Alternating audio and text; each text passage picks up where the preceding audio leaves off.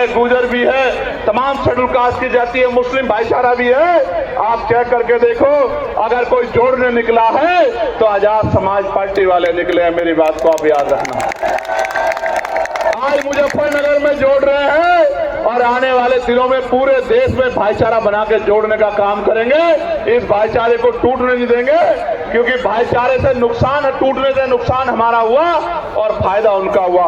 प्यारे साथियों, ठेकेदारी खत्म करके पक्की नौकरी दिलाने का काम करेंगे आजाद समाज पार्टी के लोग, अगर आप हिम्मत जुटाने का काम कर दोगे तो। काशीराम साहब कहते थे आरक्षण से लेंगे एसपी-डीएम और वोट से लेंगे सीएम-पीएम। बनाना चाहते हो नहीं चाहते हो बताओ। आपको याद है मीरापुर का उपचुनाव, मैं मुजफ्फरनगर के लोगों का ऋणी हूं, कर्ज है मुजफ्फरनगर के लोगों का। 27 में सूद समेत उतारूंगा, मेरी बात को याद रखना। यही लगेंगे उद्योग धंधे, इसी तीनों मंडल में लगेंगे उद्योग धंधे, कंपनियां, फैक्ट्री, लाखों नौजवानों को रोजगार मिलने का काम होगा। मेरी बात को आप याद रखना। प्यारे साथियों, गौर से सुनो, नगीने का भी धन्यवाद है, बिजनौर का भी धन्यवाद है। उन्होंने भी मुझे ताकत दे के आगे बढ़ाने का काम किया। उनका धन्यवाद होना चाहिए नहीं होना चाहिए बताओ? तो दोनों हाथ उठा के धन्यवाद करो उनका। धन्यवाद। प्यारे साथियों, मैं एक जानकारी आपको देना चाहता हूं। एक अधिकारी ने मुझे फोन किया, कहा साहब हम आपकी सदस्यता छीन लेंगे कोर्ट के जरिए। क्या छीन लेंगे? मैंने उनसे कहा भाई ये सदस्यता आपकी दिलाई भी नहीं है, ये मेरे लोगों ने मुझे दी।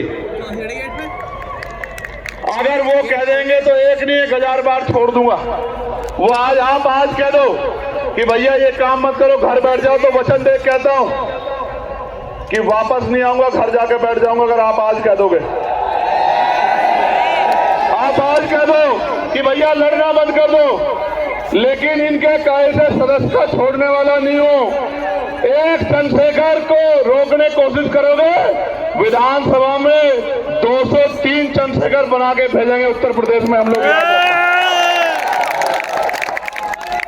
आपको याद है ना मैंने नारा क्या दिया है?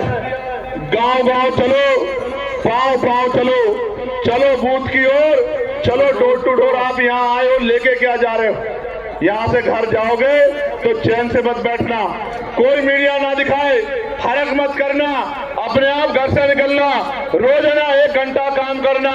इस बात के लिए काम करना कि जब राजकाज बनेगा तो मेरी किसी बहन बेटी पे अन्याय अत्याचार कोई गुंडा नहीं कर पाएगा, हमारी ताकत बनेगी। इसलिए करना हम आंदोलन करने नहीं निकलेंगे, और निकलेंगे तो हमारे खून से होली नहीं खेल पाएगा, हम पे कोई गोली नहीं चला पाएगा।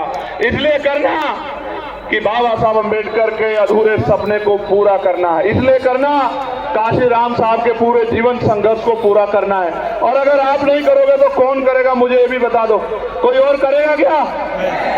दोनों हाथ उठा के बताओ जो लोग मदद करके काम करेंगे। आज इस महारैली में ये जो जन सैलाब आया है, ये इस बात का सबूत है कि अभी देश में बहुजन समाज के लोग जिंदा हैं, और जो बहाव के साथ नहीं बहते, क्योंकि बहाव के साथ लाशें बहती हैं।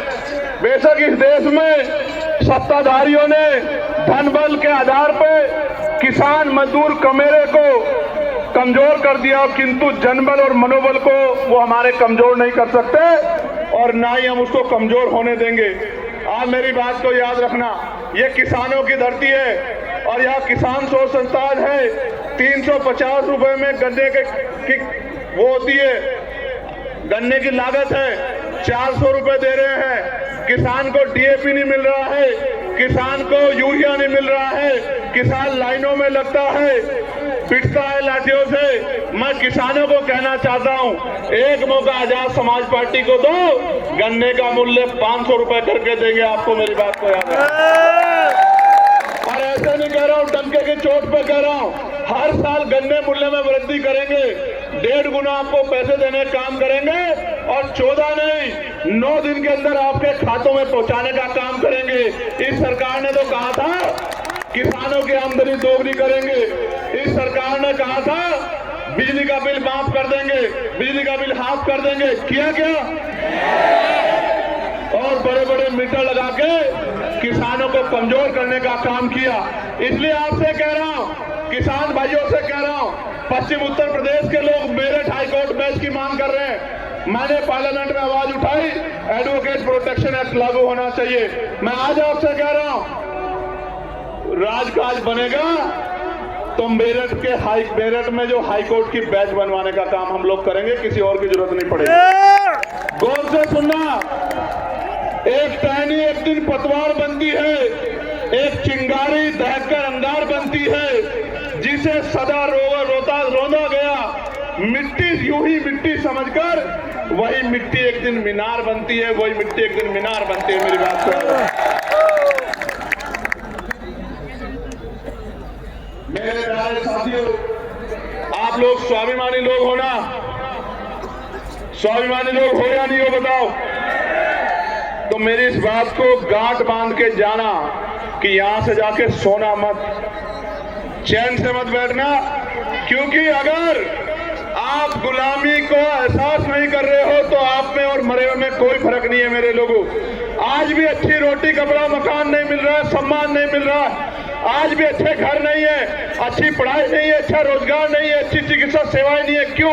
75 साल से कांग्रेस भाजपा के लोगों ने किया क्या है? सिर्फ वोट के आधार पर कुर्सी बैठने के अलावा क्या किया है?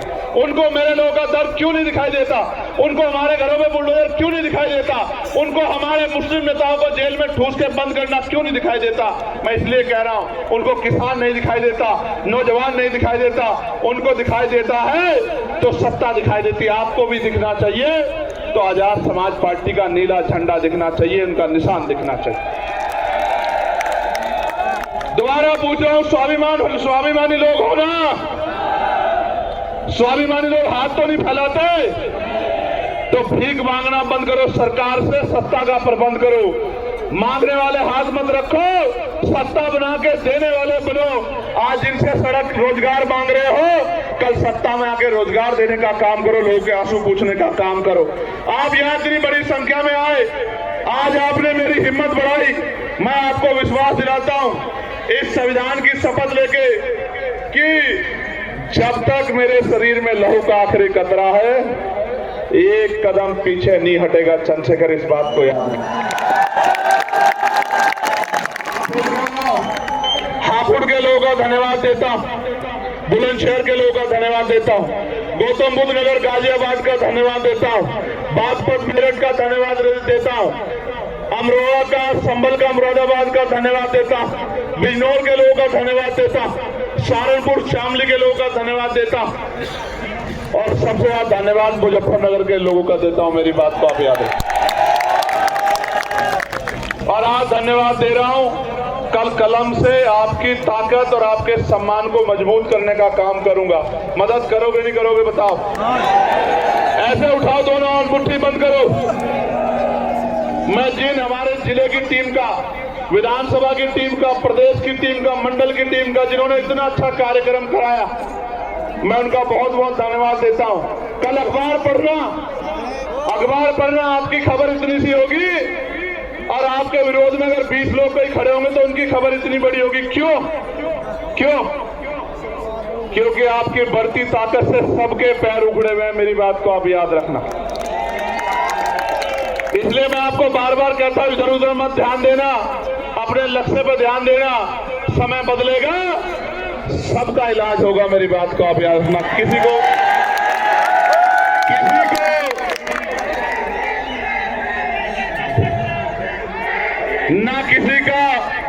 ना किसी का सहयोग भूलेंगे, ना किसी का अपमान भूलेंगे। आपकी तरफ अगर उठेगी कोई आंख तो इनकलाब आएगा। मेरी बात को आप याद रखें।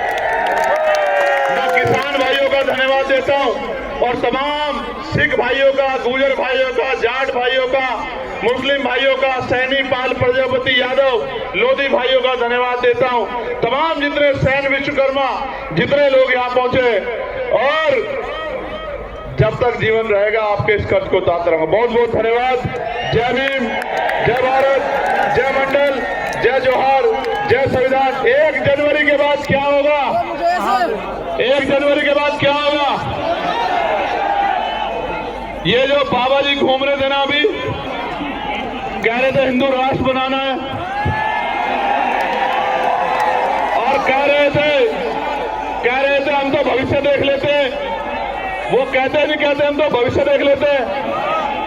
उनके यहां रहते दिल्ली में आतंकवादियों ने बम ब्लास्ट कर दिया, बाबा को खबर नहीं हुई। समझो मेरी बात को, समझो मेरी बात को, समझो क्या कह रहा हूं, समझो, जिम्मेदारी से समझो। आज वो हिंदू राष्ट्र बनाने की बात कर रहे हैं, संविधान को कुचल के। कल अगर चंद्रशेखर आजाद बहुजन राष्ट्र बनाने के लिए निकल गया 85% लोगों को लेके ना, फिर देख लेना क्या होगा। अगर ऐसे चलाना चाहते संविधान के विरोध में तो देख लेना। संविधान के साथ चलो। आप अपने धर्म को मानो, आप अपने धर्म को मानो, आप अपने, किसी के धर्म से कोई बैर नहीं, लेकिन अगर संविधान के खिलाफ कोई जाएगा तो मुकाबला पूरी जिम्मेदारी से होगा। याद रखना मेरी बात को। बहुत बहुत धन्यवाद। हेलो, बहुत बहुत धन्यवाद माननीय राष्ट्रीय अध्यक्ष जी। आपके विचारों से यहाँ आई हुई लाखों की संख्या में लोगों ने बहुत ही सबक लिया है। आपकी दिन रात की मेहनत और आपकी चेतना से ये बहुजन समाज के लोग अब आपके प्रत्येक विचार पर, प्रत्येक नीति पर कदम से कदम चलाकर चलेंगे। सभी भाइयों का धन्यवाद। जय हिंद, जय भारत, जय जवान, जय किसान। सभी लोगों का